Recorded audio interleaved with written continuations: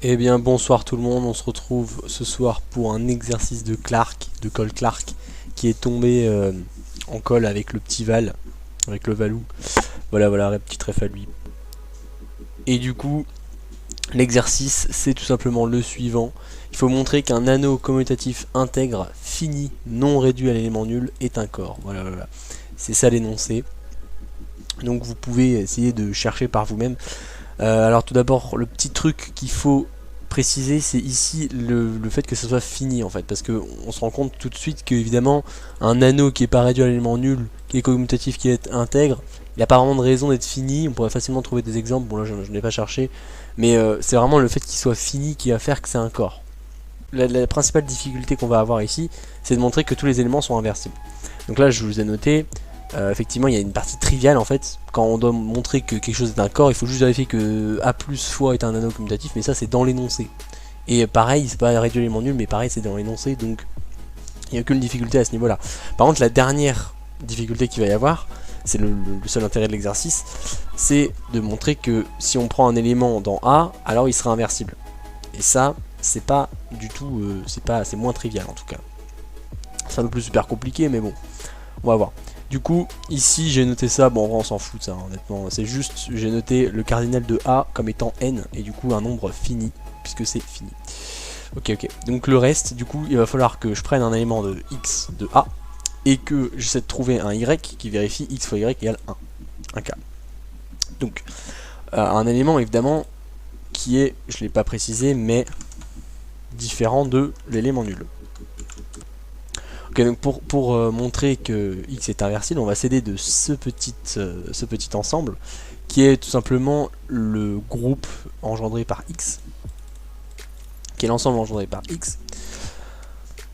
Donc déjà on va montrer que b c'est pas un ensemble infini, donc ça déjà c'est très simple, c'est tout simplement, ça vient du fait que si je prends un z dans b, bah, je peux l'écrire comme étant x puissance k égale à x puissance k, et comme x puissance k c'est dans A, bah, du coup ça veut dire que z il est dans A, donc forcément tous les éléments de B sont dans A, donc B est inclus dans A.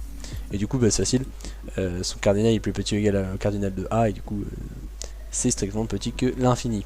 Ok, donc ça c'était facile. Une fois qu'on a ça, on peut du coup déduire cette assertion là qui dit que il va y avoir deux nombres différents K1 et K2 qui vont vérifier qu'ils sont différents, K1 est différent de K2, et x puissance K1 est égal à x puissance K2. Donc là je vous ai mis une petite preuve, par l'absurde ça se fait facilement, en fait on va supposer tout simplement que pour tous les K1, K2, bah, x puissance K1 est différent de x puissance K2, donc en fait ça veut dire que les x puissance K1, K2 sont 2 à 2 disjoints, sont 2 à 2 distincts pardon. Donc ensuite on prend tout simplement K1 égale n plus 1, et puis K2 bah, on le fait varier de 1 à n. Donc du coup par cette assertion là, x puissance k1 est toujours différent d'x puissance k2, quel que soit le k2 dans 1n. Donc il est différent du premier, du deuxième, etc. jusqu'à n. Et du coup, il y a n plus 1 éléments distincts. Parce que pareil, les x puissance k2, entre eux, ils sont distincts. Donc du coup, le cardinal de b, ce serait forcément plus grand ou égal à n plus 1. Et bref, du coup, c'est absurde parce qu'on vient de dire que c'est plus petit ou égal à n. Ça, c'est assez trivial, c'est assez évident quand on le fait. Maintenant, qu'est-ce qu'on peut en déduire? Bah, c'est assez simple. Comme on a K1 et K2 tel que x puissance K1 égale x puissance K2, là je vous ai mis juste K1, il y a une relation d'ordre entre K1 et K2, il y en a forcément l'un des deux qui est strictement plus petit que l'autre, puisqu'ils sont différents et ils sont dans Z. Donc du coup, je vais noter K2 plus grand que K1, et c'est facile, on a juste à passer le K1 de l'autre côté, ok. Et ici on a x puissance 0, x puissance 0 bah, c'est égal à 1 puisque x est différent de 0. Donc si on avait 0 puissance 0 évidemment on pourrait rien en déduire. Et là on a x puissance 0 donc c'est égal à 1, nickel. Et là l'avantage c'est que K2 moins K1 bah, c'est tout simplement un entier naturel. Et du coup ça veut dire qu'il y a un entier naturel qui est non nul, qui permet de vérifier x puissance m égale 1. Donc là ensuite il faut juste faire apparaître le x fois quelque chose, parce que là, je vous rappelle à la fin on veut montrer un y tel que x fois y égale 1. Donc tout simplement bah, on fait apparaître x puissance m. Dans le x puissance m on fait apparaître un x. Et ici on a un nombre qui vérifie parfaitement l'appartenance à A, puisque m-1 est plus grand ou égal à 0, donc x puissance m-1 sera forcément dans A.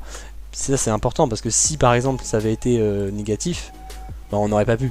si y égale x puissance moins 1, évidemment x moins 1 c'est l'inverse de x, mais on essaie de le trouver justement cet inverse. Donc c'est très important de dire que ça c'est plus grand ou égal à 0.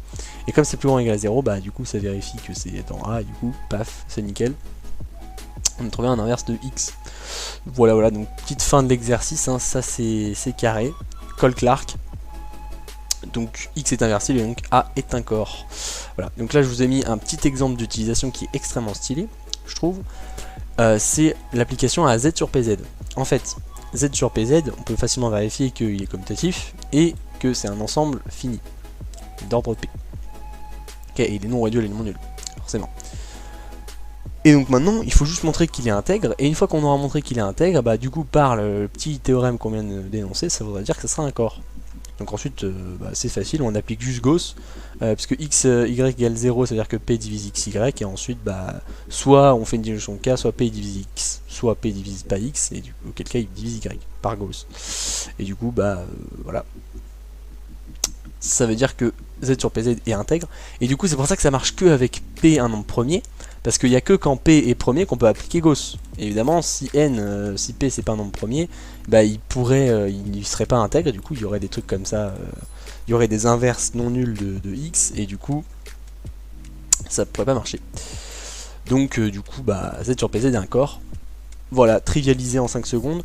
Alors là je vous ai juste mis une petite note de... Vraiment c'est la note de la note, hein. C'est à dire que ça c'est vraiment un exemple, mais juste pour prouver que z sur pz est un corps, si on n'a pas ce truc là, je trouve que c'est stylé parce qu'on utilise en fait le petit théorème de Fermat.